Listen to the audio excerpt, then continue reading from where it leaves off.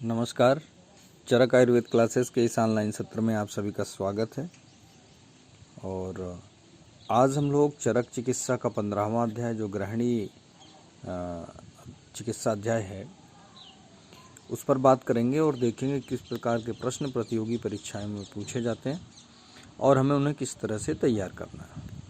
तो सबसे पहले आते हैं गृहिणी दोष चिकित्सा अध्याय में, और श्लोक नंबर 3 और 4 अंडरलाइन करेंगे आप। यहाँ पर अग्नि की महत्ता बताई गई है, तो ये आपको ध्यान रखना है। इसके विमर्श में आएंगे अगले पृष्ठ पे 453 पेज पर। ऊपर से 6वीं लाइन है। 13 प्रकार की अग्नियाँ बताई गई हैं, पाचकाग्नि, धात्वाग्नि और पंचभूताग्नि। और प्राण जो हैं वो 12 होते हैं। यहाँ मिसप्रिंट है, उसको 12 कर लीजिएगा। अग्नि, सोमो, वायु, सत्वम, रजस, तमः, पंच इंद्रियाणि भूतात्मा इति प्राणा।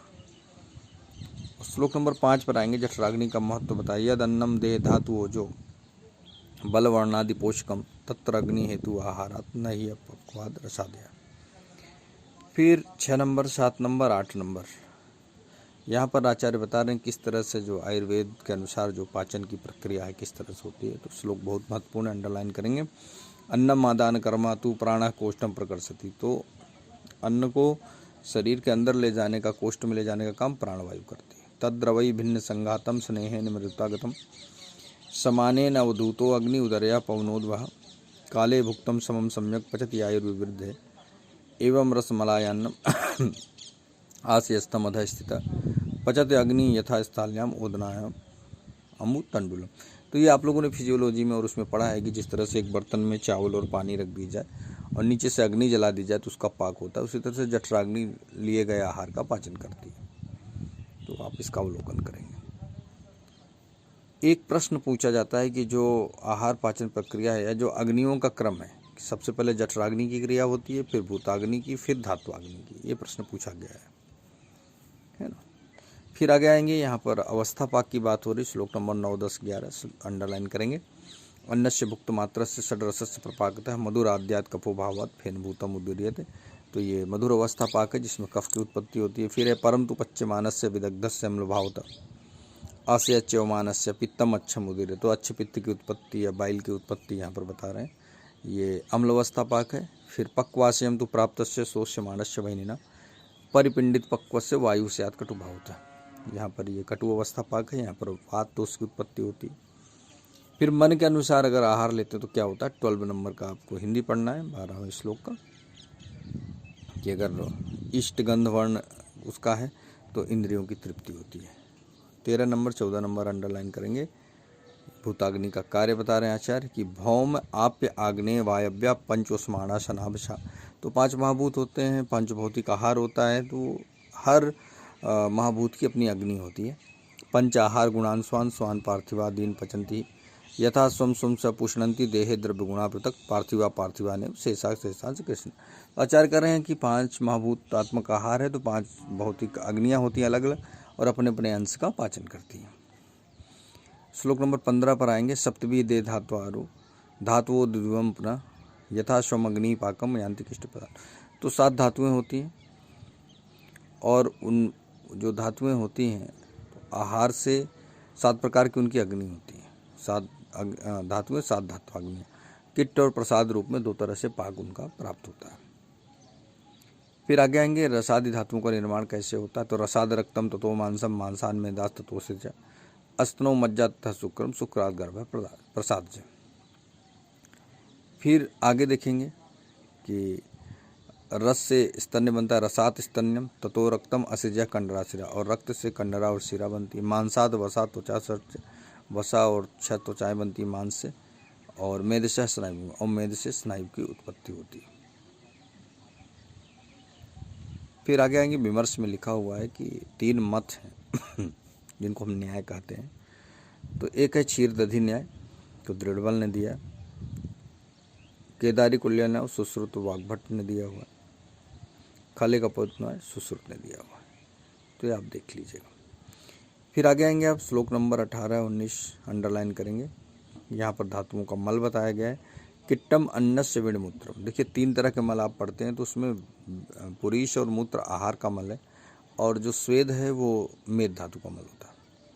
रसस्य तू कफो असृज, कफ रस धातु का कफ है, असृज पित्तम रक्त का पित्त है, मांसस्य ख मला जो खाली स्थान में मल है वो मांस के मल, मलः स्वेदस्तु मेदश मेद धातु का स्वेद है, स्यात् किट्टम केश लोम अस्थनो केश और लोम जो है वो अस्थि के हैं, मज्जा मज्जा का स्नेहो अच्छी विट त्वचा तो है ना, जो आँखों का मल है और जो त्वचाएँ हैं वो मज्जा से हैं, प्रसाद किट्टे धातु ना पाकादेव विवर्धता, परस्पर उपसंस्कृता धातु स्नेह परंपरा, ये लाइन भी पूछी जा चुकी है। फिर आगे आएंगे 20 नंबर 21 नंबर तो 21 देखेंगे। षड्वी केचित आचार्य बता रहे हैं कि एक धातु से अंतिम धातु बनने में कितना समय लगता है। कुछ आचार्य 6 दिन कहते हैं ना, षड्वी केचित अहोरात्र इच्छन्ति परिवर्तनम, और आचार्य कह रहे हैं कि संतत्या भोज्य धातु नाम परिवृत्ति चक्र होती है, साइक्लिक प्रोसेस है, कंटिन्यूएशन में चलता रहता है। फिर यहाँ पर 7 प्रश्न किए गए, अग्निवेश जी ने अत्रे पुनर्वसु जी से किए हैं, श्लोक नंबर 22 से 26 तक, और फिर उसका आंसर बताया आचार्य ने। तो 28 नंबर अंडरलाइन करेंगे। तेजो रसानाम सर्वेशाम मनुजा नाम में दुच्यते पित्तोष्मणा सरागेण रसो रक्तत्वम। उनका एक प्रश्न था कि ये जो रस है इसमें कलर कैसे आता है, कैसे ये रक्त में परिवर्तित होता है, तो इसको आप देख लेंगे। फिर इसके विमर्श में आएंगे अगले पेज पर, लास्ट की 3-4 लाइनें देखेंगे। आचार्य सुश्रुत का उदाहरण दिया है कि उस सुश्रुत में बताया गया है, श खलु आप्यो रसो यकृत प्लीहानो प्याप रागम उपाय, यकृत और प्लीहा में रस का रंजन होता है, रक्त का निर्माण होता है। रंजिता तेजसा तु आपस शरीरस्थेन देहिनम। और अंतिम पंक्ति है इसी विमर्श की, यस्तु यकृत प्लीनो पित्तम तस्मिन रंजको अग्नि इति संज्ञा स रसस्य राग। तो रंजक पित्त जो होता है वो यकृत और प्लीहा में होता है, वहीं पे रस का रंजन होता है। फिर जो बाकी धातुएं हैं उनकी उत्पत्ति कैसे होती है, कौन से महाभूत का रोल होता है, तो 29 से लेकर 35 तक बहुत अच्छे सूत्र यहाँ पर लिखा है, आपको पढ़ना चाहिए। यहाँ से एक प्रश्न पूछा जाता है। तो 30 नंबर में सबसे पहले आएंगे, स्व तेजो अमुगुण स्निग्धो दृक्तम मेदो अभिजायते पृथ्वी अग्नि अनिलादीनाम संघात सोष्मणा कृता खरत्वम प्रकरोति यस्य जायते अस्थित तोनिनाम। फिर आगे आएंगे, मेदस्तः तानि पूरयन्ति स्नेहो मज्जा तथा स्मृता तस्माद मज्जस्तु यह स्नेह शुक्रम संजायते तथा। फिर आगे है बहुत महत्वपूर्ण, वायु आकाशित भी भावई सौशीर्यम जायते स्थितु तेन स्रोति तत्शुक्रम नवात कुंभादि इव उदकम। तो अंडरलाइन कर लीजिए आप, और इसकी हिंदी अच्छे से पढ़िए। श्लोक नंबर 36-37 में आएंगे, ब्यानेन रस धातुरी विक्षेप उपचित कर्मिणा युगपत सर्वतो देहे अजस्त्रम देहे विक्षिप्यते सदा क्षिप्यमाणा ख वैगुण्याद रसा सज्जति यत्र। तो ये भी अंडरलाइन कर लीजिएगा कि ब्यान वायु उसको पूरे शरीर में सर्कुलेट करती है धातुओं को। फिर इसके विमर्श में आएंगे, 38 के अंतिम पंक्ति है, कोपिता नाम ही दोषाणाम शरीरे परिधावताम यत्र संग स्वैगुण्यात या फिर ख वैगुण्यात, दोनों तरह से उसका बोध लेते हैं, मेरे ख्याल से ख वैगुण्यात होना चाहिए। व्याधि तत्र उपजायते सुश्रुत 24 का श्लोक। पाचकाग्नि का महत्व है, आप देखेंगे श्लोक नंबर 39-40। तो अन्नस्य पक्ता सर्वेशा पक्तृणाम अधिपो मतः तन्मूलास्ते तद वृद्धिक्षयात्मका तस्मात्तम विधिवत युक्त अन्नपान ईंधन हित पालयत प्रयतः तस्य स्थितव्यायु बल स्थिति। अंडरलाइन करें। ग्रहणी रोग की उत्पत्ति 41, यो ही भुक्ते विधिम त्यक्त्वा ग्रहणी दोष जानगदा स लौल्याद लभते शीघ्रम वक्ष्यन्ते परंतु थे। अंडरलाइन कर लीजिएगा। जो विधिपूर्वक आहार नहीं करता, जीवा के वशीभूत होकर अपथ्य आहार का सेवन करता है, उसी को ग्रहणी रोग या ग्रहणी दोष होता है। फिर यहाँ पर निदान और संप्राप्ति बताई गई 42, 43, 44। अंडरलाइन करेंगे। अभोजनात् अजीर्ण अतिभोजनात् विषमासनात् असात्म गुरु शीत अतिरुच्च संदुष्ट भोजनात् विरेक वमन स्नेह विभ्रमाद व्याधिकर्षणात् देश काल ऋतु वैषम्याद वेगानाम च विधारणात् दूषयत यज्ञिम सदुष्टो अन्नम न च तत्पचत लघु अपि अपच्यमानम सुख तत्वम याति अन्नम विश्रोक्तम। तो 44 का सेकंड हाफ विशेष रूप से देखेंगे। और अभोजनात् अजीर्ण अतिभोजनात् विषमासनात्, तो ये सब अंडरलाइन करेंगे आप। और देश काल ऋतु वैषम्याद वेगानाम च विधारणात्, ये संविधान है इसके, वो महत्वपूर्ण है। फिर आएंगे श्लोक नंबर 45, अंडरलाइन करेंगे। तस्य लिंगम, यहाँ पर अजीर्ण का भी वर्णन है, ये भी आपको ध्यान रखना है कि चरक चिकित्सा 15 में जहाँ ग्रहणी दोष की चिकित्सा बताई है वहाँ पर अजीर्ण का वर्णन है। और एक चीज़ और है, यहाँ पे अतिअग्नि का भी वर्णन इसी चैप्टर में। तो तस्य लिंगम अजीर्णस्य विष्टम्भ सदनम तथा शीर्षो रुक्च मूर्छा च भ्रम पृष्ठ कटिग्रह, है ना। तो इसका रेफरेंस आपको याद रखना है श्लोक का। और आगे आते जाएंगे। जृम्बांग मर्द तृष्णा च ज्वर छर्दी प्रवाणम अरोचको अभिपाकश्च घोरम अन्न विषम चितत् संसृज्यमानम पित्तेन दाहम तृष्णा मुखाम्यान। और ये लाइन बहुत महत्वपूर्ण है। जनयति अम्ल पित्तम च पित्तजाश्च प्राण। कहीं पर भी अम्लपित्त का स्वतंत्र रूप में वर्णन नहीं है चरक संहिता में, लेकिन अम्लपित्त शब्द का सबसे पहले जो रेफरेंस मिलता है वो यहीं पर मिलता है। आगे आएंगे पेज नंबर 461 पर। तो अजीर्ण के भेद नोट करना चाहें तो सुश्रुत, वाग्भट और काश्यप ने 4 भेद बताए हैं, माधव ने 6 भेद बताए हैं, सारंगधर ने 3 बताए हैं और एक अन्नाजीर्ण बताया अलग से। इसके विमर्श में आएंगे तो यहाँ पर अजीर्ण का उपद्रव बताया गया है। मूर्छा प्रलापो वमतु प्रशेका सदनम भ्रमा उपद्रवा भवन्त्येते मरणम चापे जीर्ण। तभी अच्छु 2012 में पूछा गया है और भी कई एग्जाम से में आया है। सुश्रुत सूत्र 46 का सूत्र है। तो ये अजीर्ण का है। पहली लाइन देके प्रश्न पूछा जाता है, मूर्छा प्रलापो वमतु प्रशेका सदनम भ्रमा, किसका उपद्रव है। फिर आगे आएंगे आप तो वहाँ पर अजीर्ण के 6 भेद माधव के हिसाब से लिखा है एक लाइन छोड़कर कि अन्यत्र वातज पित्तज कफज रस शेषज प्राकृत प्रतिवासर, ये 6 अजीर्ण माने, माधव निदान में माने हैं। अंतिम पंक्ति इस विमर्श की, चरक ने पाचकाग्नि के मंद होने पर अन्न विष की स्वतंत्र उत्पत्ति मानी है। फिर 4 प्रकार की अग्नियों का वर्णन है यहाँ पे 50-51 में। विमान स्थान में भी अग्नियों का वर्णन आया था, हम लोगों ने देखा था वहाँ पर। तो यहाँ पर विषमाग्नि है, तीक्ष्णाग्नि है, सम्यक जो समाग्नि है और दुर्बल अग्नि। तो आहार को विषम रूप से जो पकाती है, धातुओं को विषम करती है, वो विषमाग्नि है। अल्प भोजन करने वाले व्यक्तियों की धातुओं को शोषण करती है, वो तीक्ष्णाग्नि है। और सम्यक रूप में सब धातुओं को बना के रखती है, वो समाग्नि है। दुर्बल अग्नि में जो आहार लेते हैं वो विदाही हो जाता है, विदाह युक्त हो जाता है, ऊर्ध्व या अधो मार्ग से बाहर निकलता है। तो विषमो धातु वैषम्यम करोति विषमम पचन, तीक्ष्णो मंदिंदनो धातुन विशेषयति पावक है, युक्तम भुक्तवतो युक्तो धातु साम्यम समम पचन, दुर्बलो विदहति अन्नम तदयाति ऊर्ध्वम अधोपिवा। तो ये आप देख लीजिए। फिर ग्रहणी का स्वरूप 52, यहाँ से भी प्रश्न पूछा जाता है। अदस्तु पक्वम मामम वा परितम ग्रहणी गदा उच्चते सर्वमेव अन्नम प्रायो ही यश्च विदयते। अंडरलाइन करेंगे। 53, 54 अंडरलाइन करेंगे। अतिसृष्टम विबद्धम वा द्रवम तदुपदिश्यते तृष्णा रोचक वैरस्य प्रसेक तमकान्विता सूनपादकर सास्ति परवरुक छर्दनम ज्वरा लोह आमगंधि तिक्तम उद्गारश्च जातु। तो यहाँ पे तिक्तम्ल उद्गार भी बताया है, अर्थ में भी मिलेगा आपको तिक्तम्ल उद्गार, तो आप अंडरलाइन कर लीजिएगा। ग्रहणी रोग का लक्षण है तृष्णा रोचक वायरस से प्रसेक तमकान्विता। तो ये प्रश्न पूछा जा चुका है। शूनपादकर अस्ति पर्वरुक छर्दनम ज्वरा लोह आमगंधी तिक्ताम्ल उद्गारस्य जायते। तो आपको ध्यान रखना है लोह आमगंधी तो कुछ रक्त पित्त से भी मिलता जुलता है ना, लोहगंधी, तो आपको डाउट नहीं होना चाहिए। फिर पूर्व रूप बहुत महत्वपूर्ण है, जैसा मैं हर बार कहता हूँ कि किसी भी व्याधि का पूर्व रूप संप्राप्ति, इसका श्लोक और चिकित्सा सूत्र का श्लोक आपको याद रखना है। तो पूर्व रूप में आएंगे। पूर्व रूपम तो तस्य इदम तृष्णा आलस्यम बलस्य विदाहो अन्नस्य पाकस्य चिरात कायस्य गौरव। अंडरलाइन करेंगे। फिर ग्रहणी का स्वरूप और कार्य।